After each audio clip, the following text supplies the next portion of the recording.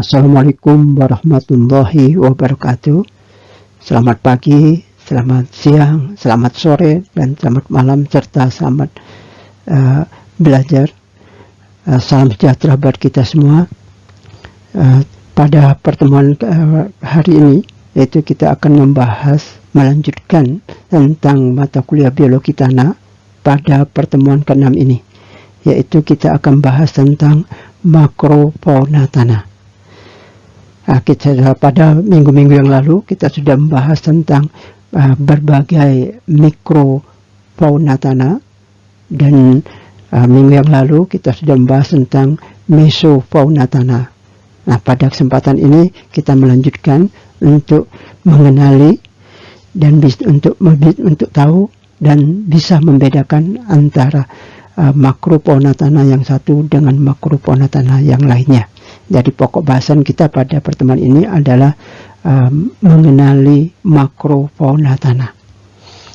Di dalam sistem tanah ternyata terdapat kehidupan makrofauna tanah dengan berbagai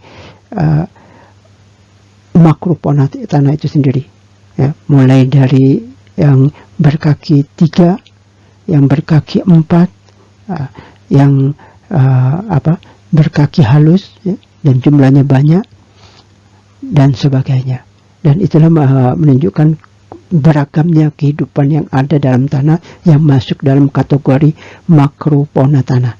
Nah, kita tahu bahwa makrofauna tanah, kalau berdasarkan ke sistem klasifikasi mikro, meso, dan makro, maka fauna tanah yang ukurannya melebihi dari 2 mm termasuk dalam kelompok makrofauna tanah. Jadi berbagai makrofauna tanah yang ukurannya lebih dari 2 mm atau lebih dari 2000 mikrometer, itu dia termasuk dalam kelompok makrofauna tanah. Nah, untuk kelompok makrofauna tanah ini tentunya beragam sekali, tapi kita kembali lagi pada tujuan dalam pembelajaran kita pada minggu ini, yaitu bahwa kita ingin mengenali berbagai makrofauna tanah yang ada dalam sistem tanah pertanian. Dan selanjutnya, setelah kita mengenali berbagai makrofauna tanah, selanjutnya kita mengenali nama-nama dari makrofauna tanah tersebut. Dan diharapkan bahwa mahasiswa setelah mengikuti pertemuan ini, setelah belajar dan pertemuan ini, mahasiswa sudah mengenali berbagai makrofauna tanah dan sudah bisa menyebutkan nama-nama makrofauna tanah tersebut. Dan selanjutnya juga diharapkan dari pertemuan ini, mahasiswa selain sudah bisa mengenali dan sudah bisa menyebutkan nama-nama makrofauna tanah yang ada, selanjutnya juga diharapkan mahasiswa sudah bisa mengenali ciri-ciri dari masing-masing makrofauna tanah tersebut. Dan selanjutnya diharapkan bahwa selain mahasiswa bisa mengenali, bisa menyebutkan nama-nama makrofauna tanah, yang lebih lanjut lagi adalah mahasiswa sudah bisa membedakan antara makrofauna tanah yang satu dengan makrofauna tanah yang lainnya. Nah, jadi pada pertemuan kita kali ini, yaitu topik bahasan kita adalah makrofauna tanah. Nah, yang berdasarkan kalau berdasarkan klasifikasi mikro, meso, dan makro, maka yang termasuk makrofauna tanah adalah organisme tanah, yang termasuk hewan tanah yang ukurannya lebih besar dari 2 mm atau yang lebih besar dari 2000 mikrometer. Baiklah, berikutnya kita ke slide berikutnya.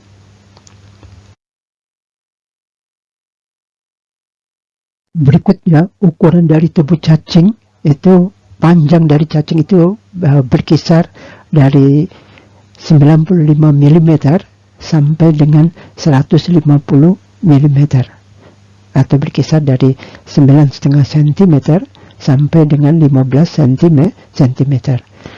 Dan cacing tanah diameternya berkisar 2 mm sampai dengan 4 mm, serta jumlah segmen-segmennya ini berkisar dari 95 segmen sampai dengan 145 segmen.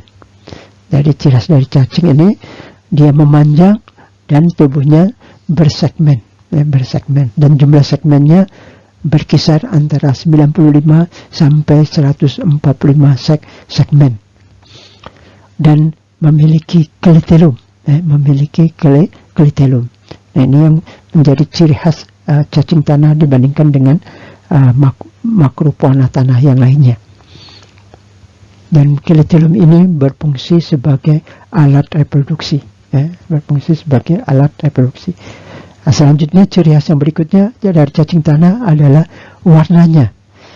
Warna cacing tanah ini sebetulnya beragam. Ada banyak spesies dari cacing tanah, dan ada yang dibedakan berdasarkan warnanya. Tapi secara umum cacing tanah kebanyakan berwarna pada punggungnya berwarna merah kecoklatan, sedangkan di bagian bawahnya itu berwarna coklat keputihan, jadi lebih putih dibandingkan dengan bagian punggung. Bagian punggungnya berwarna merah kecoklatan yang lebih gelap, sedangkan bagian bawahnya berwarna coklat keputihan. Selain itu juga dari segmen-segmen ini ada alat gerak berupa rambut yang kasar yang disebut dengan seta, seta. Dan seta ini berfungsi sebagai alat bantu dari bergeraknya cacing tanah.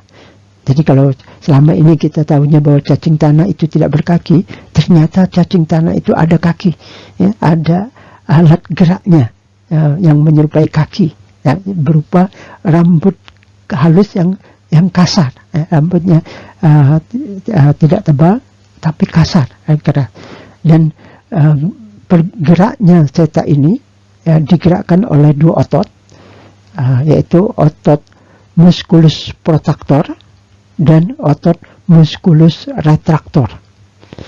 Nah, otot musculus protractor ini mendorong seta ini keluar dari segmennya, sehingga bisa sebagai pendorong.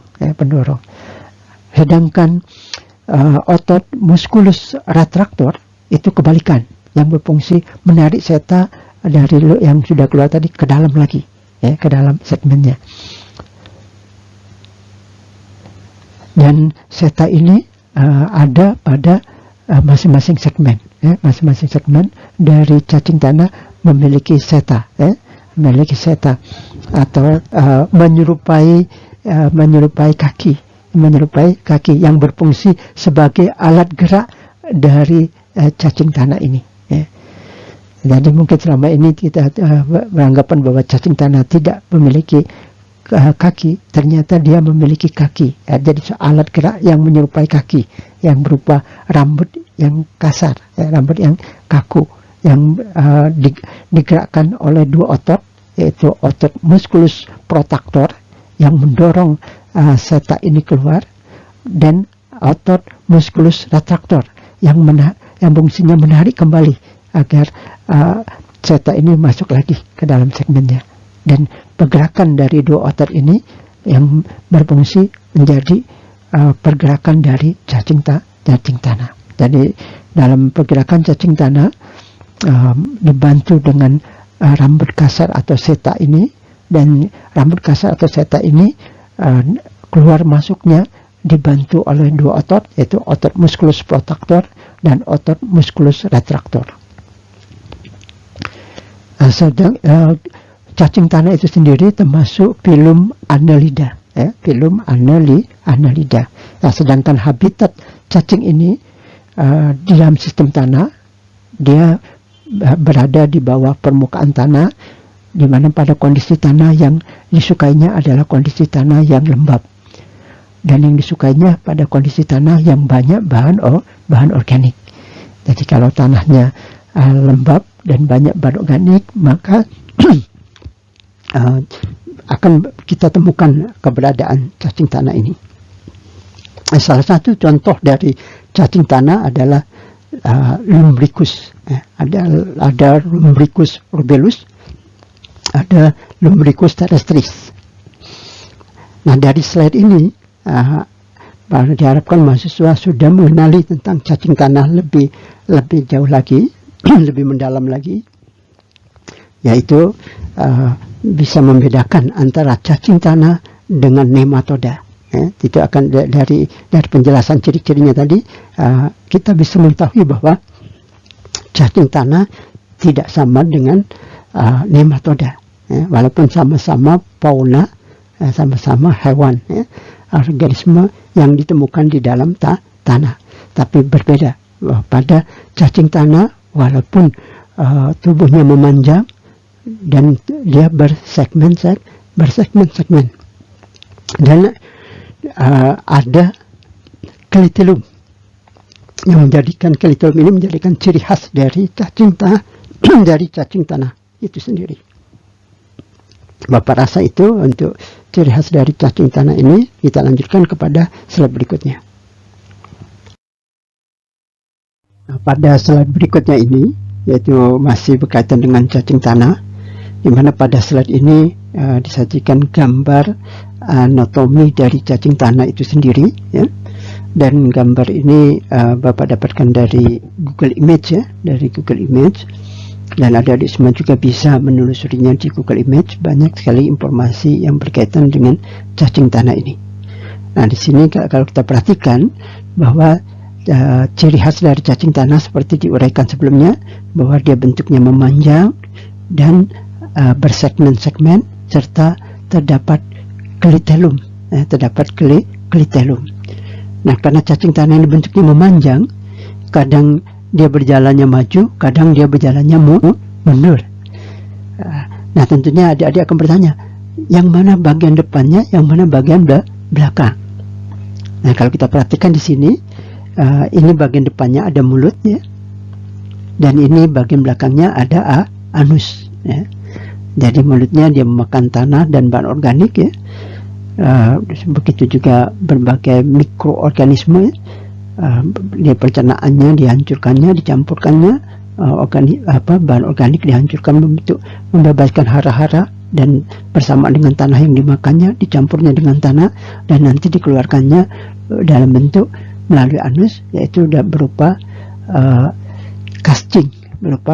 casing atau kotoran cacing, di mana di sana sudah bercampur antara tanah dan bahan organik dan berbagai mikroba yang sudah dihancurkan oleh cacing ini, dan juga yang masih hidup bercampur di dalamnya, dan juga berbagai hara yang sudah terbebaskan dan dalam bentuk hara yang tersedia buat berbagai tanaman. Nah, kalau ada bertanya, yang mana bagian depannya dari satu cacing, ya, seperti ini cacing, mana bagian depannya, mana bagian belakang, yaitu kita dekati dari keberadaan klitelumnya untuk memudahkan keberadaan klitelum. Dan bagian ujung yang paling dekat dengan klitelum itu adalah bagian depan, ada mulutnya di sana. Sedangkan yang paling jauh, bagian ujung yang paling jauh dari klitelum adalah bagian belakangnya, yaitu anusnya. Nah, jadi itu patokannya bahwa seperti di gambar ini, ya, ini bagian depan ini ada mulutnya, dan bagian depan ini lebih dekat ke klitelum, ya, lebih dekat dengan klitelum. Sedangkan bagian anus itu lebih jauh, makanya di sini potongnya sebetulnya dia lebih panjang, lebih jauh, baru ke bagian belakangnya.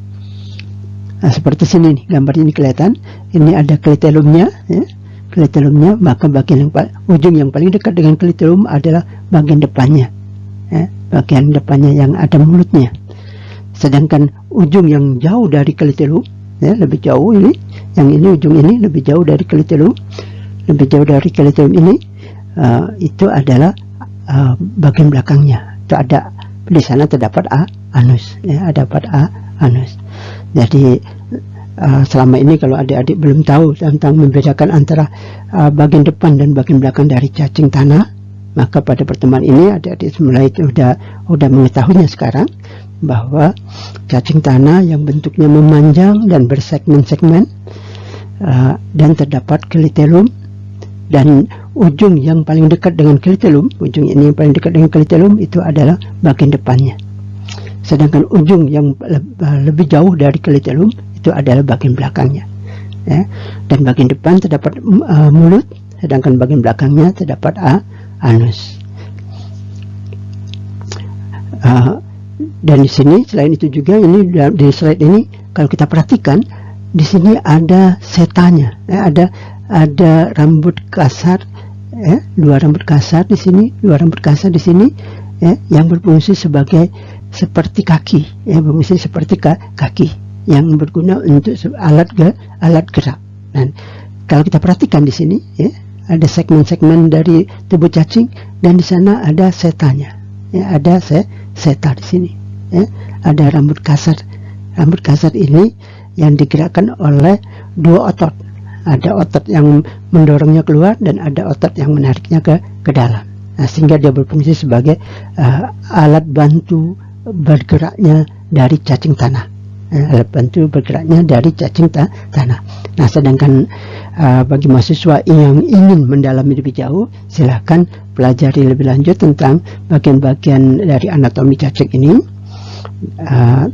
Tapi selain itu juga bahwa selalu ada dikaitkan antara mata kuliah dengan peluang berwirausaha.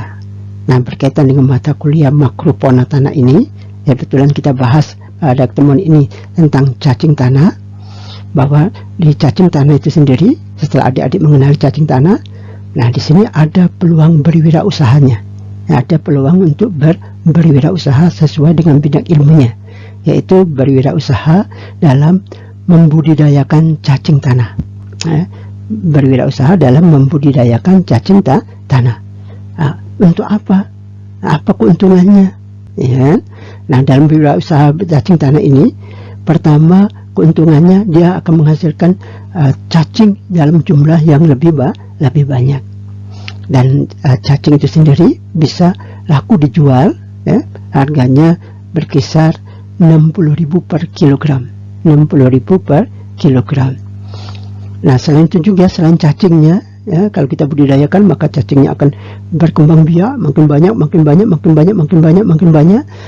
sehingga cacingnya bisa kita panen, kita jual. Nah, selain itu juga, selain cacingnya, cacing ini juga menghasilkan telur. Nah, telurnya ini juga bisa telurnya kita jual untuk ditetaskan oleh para pembudidaya yang lainnya. Selanjutnya dia berternak cacing juga.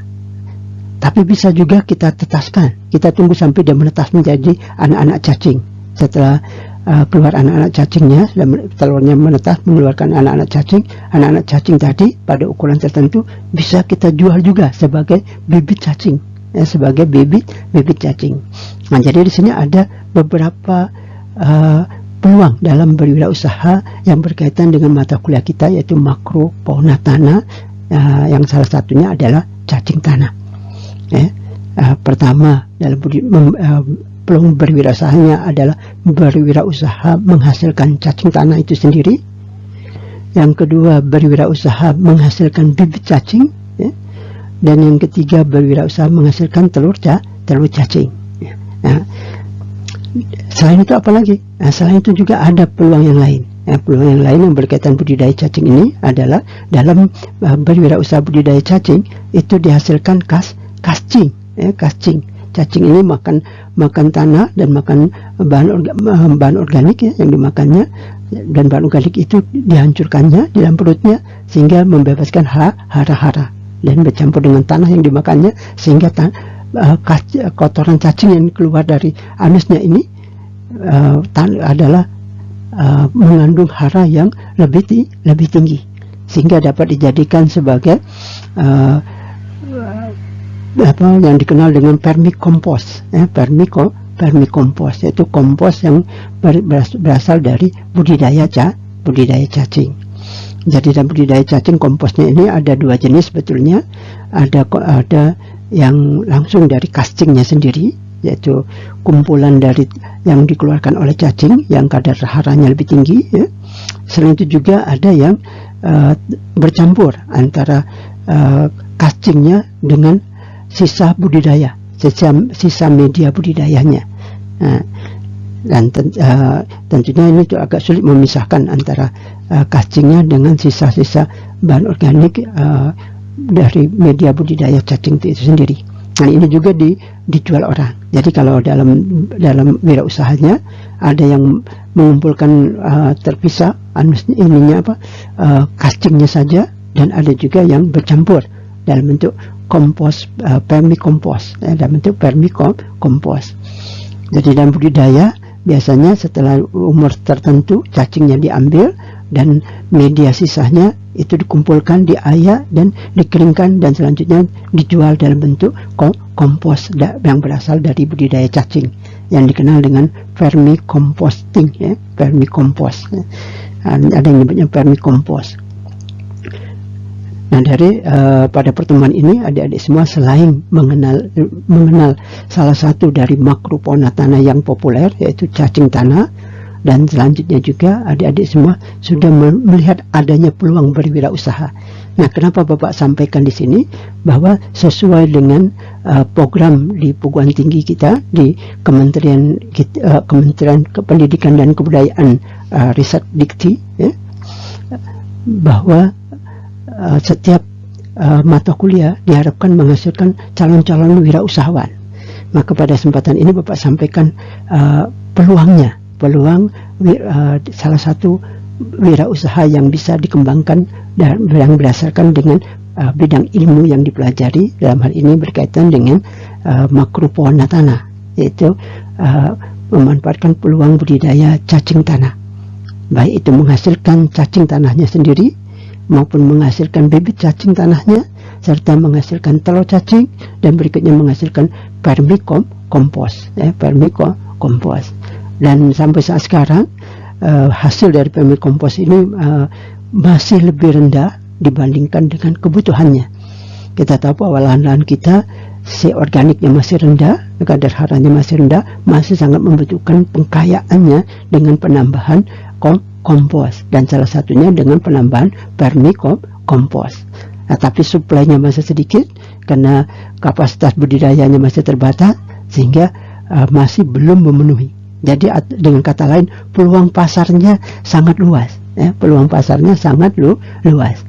Dan tentunya diharapkan adik-adik nanti dengan daerah asal yang berbeda-beda bisa mengembangkan wirausaha ini di daerahnya masing-masing, sehingga bisa memenuhi kebutuhan kompos yang berasal, yang salah satunya dari vermicompos ini, dari vermicompos berdasarkan budidaya cacing tanah, berdasarkan budidaya cacing tanah ini.